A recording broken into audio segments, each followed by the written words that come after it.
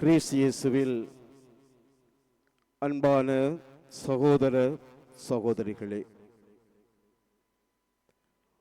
ஒரு மாறுபட்ட சூழமைவிலே இந்த ஆண்டு நாம் கிறிஸ்து பிறப்பு பெருவிழாவை எதிர்நோக்கி இருக்கின்றோம். நாம் வாழும் இக்காலத்தில் நடந்து கொண்டிருக்கும் பல நிகழ்வுகள் நம்மை நிலைகுலைய செய்கின்றன. நம்பிக்கையற்ற நிலைகளை நமக்குள் உருவாக்குகின்றன. இதனால் நினைவிழந்தவர்கள் போல் நம்மில் பலருடைய வாழ்வு சென்று கொண்டிருக்கிறது. செல்லுகின்ற திசை எதுவென தெரியாது நம்பிக்கையற்ற நிலைகளுக்குள் நாம் மூழ்கி போகின்றோம். கசப்பான கடினமான ஒரு காலத்தை நாம் சில வாரங்களுக்கு முன்பதாக கடந்து வந்திருக்கின்றோம். கவலைகளின் கனத்த இதயத்தோடு நம்முடைய பயணம் தொடர்ந்து கொண்டிருக்கின்றது. நம்பிக்கையின் திசை எங்கே இருக்கின்றது என்னும் ஏக்கத்தோடு நாம் சென்று கொண்டிருக்கின்றோம். இந்த அவலங்களோடு தான் நாம் இவ்வாண்டு கிறிஸ்து பிறப்பு பெருவிழாவினை சந்தித்திருக்கின்றோம். அண்மைய வெள்ளம் அள்ளிச் சென்றது நமது உறவுகளையும் உடைமைகளையும் மாத்திரமல்ல, உள்ளத்தினுடைய அமைதியையும் அது வாரி சென்று விட்டது. அமைதியற்ற மனங்களோடும் அர்த்தமற்ற வாழ்வு என்னும் வெறுமையோடும் நாம் இன்று வாழ்ந்து கொண்டிருக்கின்றோம். இயற்கையின் சீற்றமே உனக்கு இறப்பு வராதோ என்கிற ஏக்கம் பல உள்ளங்களில் இன்னும் நெருப்பாக எரிந்து கொண்டிருக்கிறதை நாம் அவதானிக்க முடிகிறது.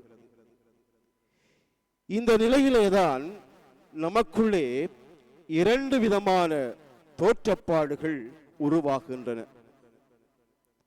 முதலாவது தோற்றப்பாடு என்ன என்று சொன்னால், திருப்பாடல் 121 இறைவார்த்தைகள் 1-2 சொல்லுகிறதை போல, மலைகளை நோக்கி என் கைகளை உயர்த்துகின்றேன், என் கண்களை உயர்த்துகின்றேன், எங்கிருந்து எனக்கு உதவி வரும். இதுதான் இன்றைய நாட்களில் நம்மில் பலரை ஆட்கொண்டிருக்கின்ற ஒரு பெரிய ஏக்கம். மலைகளை நோக்கி என் கண்களை உயர்த்துகின்றேன், எங்கிருந்து எனக்கு உதவி வரும். இந்த ஏக்கத்தோடு நாம் அலைந்து கொண்டிருக்கிற பொழுது அந்த திருப்பாடலுடைய இரண்டாவது வாக்கியம் நமக்கு இவ்வாறு சொல்லுகிறது: விண்ணையும் மண்ணையும் உண்டாக்கிய ஆண்டவரிடமிருந்தே எனக்கு உதவி வரும். அன்பானவர்களே, நம்பிக்கை நிறைந்த ஒரு வார்த்தைகள், நம்பிக்கை நிறைந்த ஒரு விசுவாச உச்சாரணம் இது. விண்ணையும் மண்ணையும் உண்டாக்கிய ஆண்டவரிடமிருந்தே எனக்கு உதவி வரும். அந்த திருப்பாடலை நீங்கள் தொடர்ந்து படித்து பார்த்தீர்கள் என்று சொன்னால், அவர் உன் கால் இடராதபடி பார்த்து கொள்ளுவார், உன்னை காக்கின்றவர் கண்ணயர்வதும் இல்லை, தூங்குவதும் இல்லை, அவர் உன் அருகிலேயே இருக்கின்றார் என்று அந்த இறை வார்த்தைகள் நமக்கு சொல்லுகின்றன. அன்பானவர்களே, ஒரு மலர் மலர்கின்ற பொழுது, ஒரு பூ மரத்திலிருந்து அரும்புகிற பொழுது, அது பலவிதமான நம்பிக்கைகளை ஒரு மனிதனுக்குள்ளே ஊட்டுகிறது. என்ன விதமான நம்பிக்கை? இங்கே ஒரு பூ இருக்கிறது, இந்த பூ நிச்சயமாக காயாகும், அந்த காய் நிச்சயமாக கனியாகும், அந்த கனி நிச்சயமாக சுவை தரும்.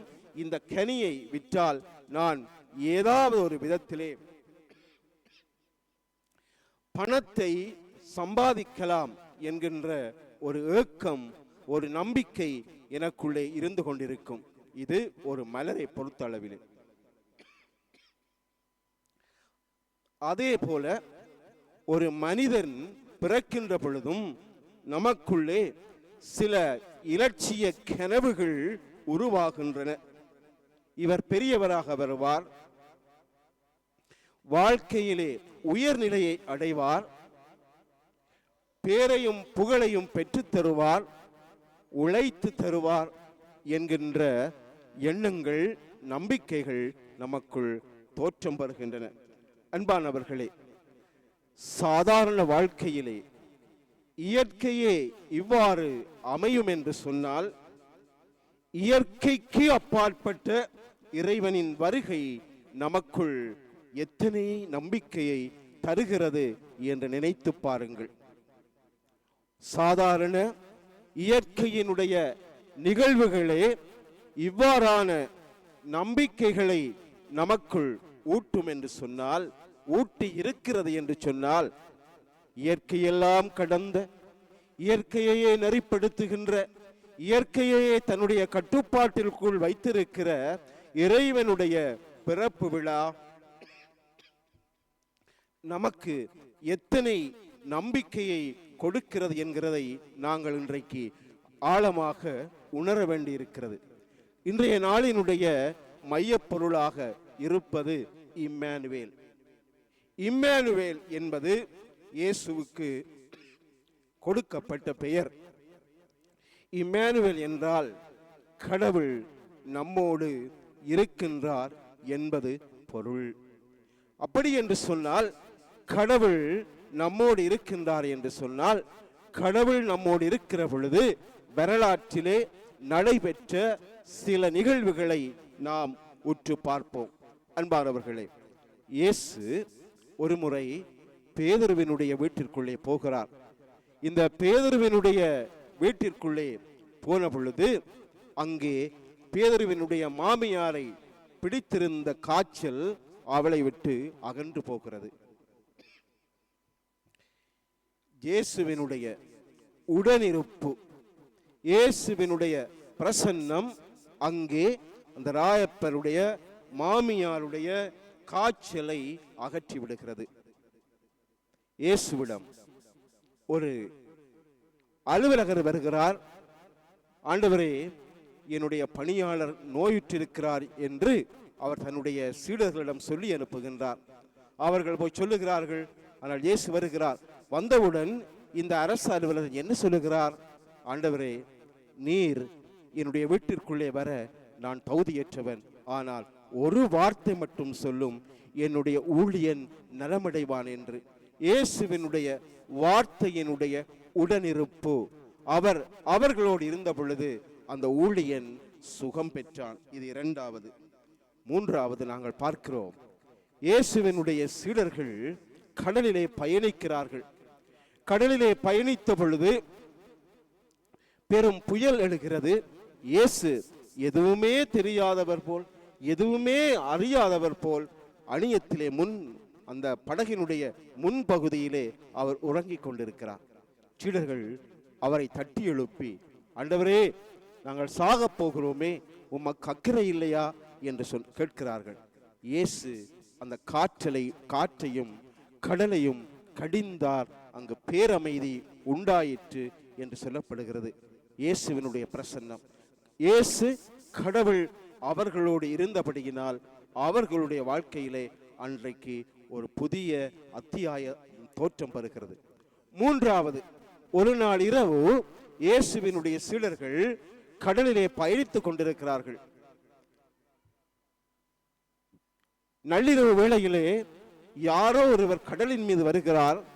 அப்பொழுது இவர்கள் பூதம் வருகிறது என்று சொல்லி பயப்படுகிறார்கள். அப்பொழுது இயேசு சொல்லுகிறார், அஞ்ச வேண்டாம், நான் வருகிறேன்.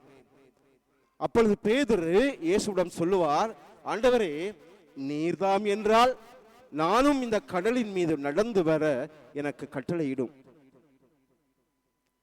இயேசு சொல்லுவார், வா. பேதுரு கடலிலே குதிக்கிறார். அப்படியே கொஞ்ச தூரம் போன கடலில் அப்படியே மூழ்கி போகிற மாதிரி போகிறார். அப்படி போனவுடன் இயேசுவிட சத்தம் போடுறார், ஆண்டவரே, நான் சாக போகிறேன். இயேசு பேதுருவினுடைய கையை பிடித்து அவரை தூக்கி, விசுவாசம் குன்றியவனே என்று சொல்லுகிறார்.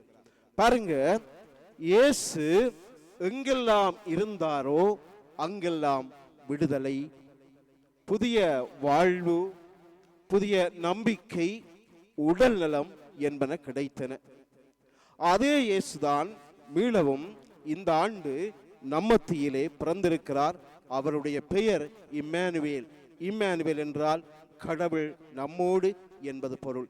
இயேசு நம்மோடு இருக்கின்றார் என்கிற நம்பிக்கையோடு தொடர்ந்து பயணிக்கவே இந்த ஆண்டு மீளவும் கிறிஸ்து பிறப்பு பெருவிழா நமக்கு கொடுக்கப்பட்டிருக்கிறது. அப்படி என்றால் ஏன் கிறிஸ்து நம்மோடு இருக்கிறார் என்றால் நம்முடைய வாழ்க்கையிலே துன்பங்கள் தொடர்கின்றன என்று கூட நாம் கேட்கலாம். அது நியாயமான கேள்வி. அன்பானவர்களே, ஏன் துன்பங்கள் தொடர்கின்றன என்பதற்கான ஒரு விடை என்னவென்றால், மனிதர்கள் எப்பொழுதும் பொறுமையை இழக்கின்றனர். மனிதர்கள் பொறுமையை இழப்பதனால் ஆசீர்வாதத்தினுடைய வாயில்கள் அடைபடுகின்றன. ஆசீர்வாதத்தினுடைய வழிகள் அடைபட்டு போனால் எப்படி நமக்கு ஆசீர்வாதம் வரும்? இன்றைக்கு மனிதர்கள் பொறுமையை இழப்பதனால் பல எதிர்மறையான பாதகமான விளைவுகளை சந்தித்துக் கொண்டிருக்கின்றதை நாம் பார்க்கின்றோம் கிறிஸ்து இயேசுவில். அன்பான சகோதர சகோதரிகளை, எனவே மனிதர்களாகிய நாம் இன்றைய நாட்களிலே பொறுமையை இழக்காது வாழ வேண்டிய ஒரு சூழ்நிலைக்கு வந்திருக்கின்றோம் என்பதை நாங்கள் மறக்கக்கூடாது. நம்மிடம் பொறுமை என்கின்ற ஒரு நல்ல பண்பு இருந்திருந்தால் நம்மை சுற்றி ஆசீர்வாதங்கள் பெருகியிருக்கும். நம்மை சுற்றி ஆசீர்வாதங்கள் பெருகவில்லை என்றால் அதற்கு காரணம் ஆசீர்வாதத்தினுடைய வாயில்கள் அடைபட்டு கிடக்கின்றன.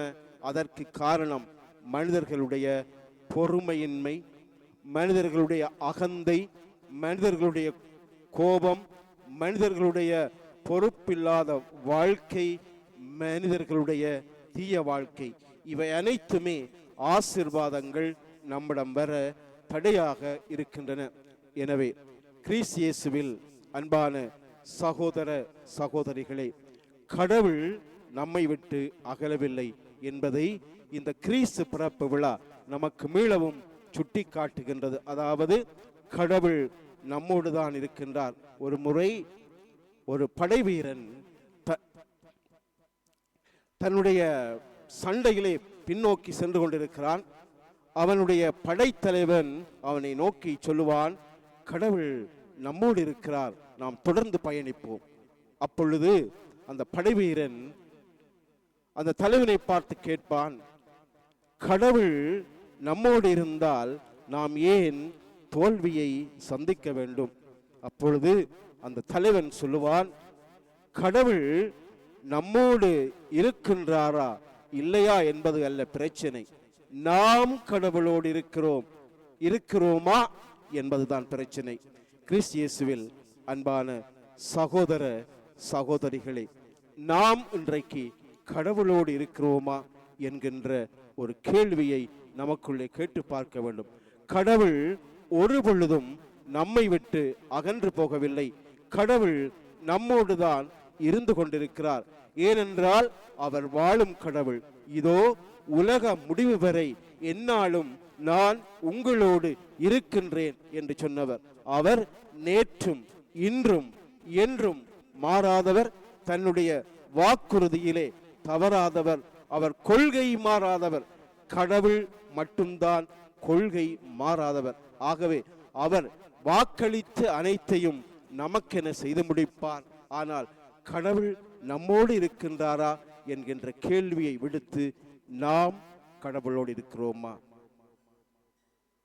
இறை வார்த்தையிலே சொல்லப்படுகிறதை போல நானும் என் வீட்டாரும் ஆண்டவருக்கே பணிபுரிவோம். அந்த மனப்பக்குவம் கிறிஸ்தவர்களாகிய நமக்கு இன்று இருக்கின்றதா என்பதை நாம் ஆய்வு செய்வதற்கான ஒரு நாளாக இந்த நாள் இருக்கின்றது.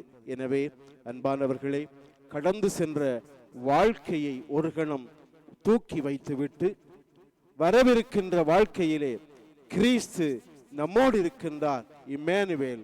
ஆகவே நாமும் அவரோடு இணைந்து பயணிப்போம் என்கின்ற மன உறுதியோடு வாழ இன்றைய திருப்பலியிலே நாம் தொடர்ந்து ஆண்டவரிடமாய் வரம் கேட்டு மன்றாடுவோம். எழுந்து நின்று நம்முடைய நம்பிக்கையை இப்பொழுது நாம் அறிக்கையிடுவோம்.